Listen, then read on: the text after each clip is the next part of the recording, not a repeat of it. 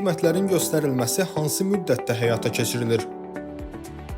Tibbi xidmətlərin göstərilməsi gözləmə müddətinin tətbiqi haqqında qaydalara uyğun olaraq tibbi xidmətin növündən, sığorta olunanların klinik vəziyyətindən və tibbi göstərişdən asılı olaraq icra olunur. Belə ki, icbari tibbi sığorta çərçivəsində sığorta olunanlara göstərilən tibbi yardım, ixtisaslı ambulator xidmətlər, instrumental diaqnostik və laborator müayinələr üçün göndəriş verildiyi tarixdən 14 gündən gec olmayaraq həyata keçirilir.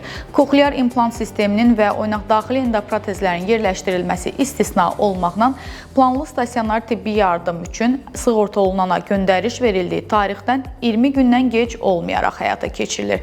Təcili və təxirə salınmaz hallarda isə sığorta olunana tibbi yardım, tibbi göstərişə əsasən dərhal göstərilir. Tibb müəssisələrində sığorta olunanlara tibbi xidmətlər yalnız tibbi göstəriş olduğu halda göstərilir və bu qaydalar qanunvericiliklə tənzimlənir. Qeyd edək ki, sığorta olunanlara icbari tibbi sığorta hesabına xidmətlər zərfi çərçivəsində tibbi xidmətlər təbibin tabeliyindəki tibb müəssisələrində və həmçinin icbari tibbi sığorta üzrə Dövlət Agentliyi ilə müqaviləli digər dövlət və özəl tibb müəssisələrində həyata keçirilir. Təbbə aid bu və ya digər mövzularda suallarınız olarsa yenə də bizdən soruşun.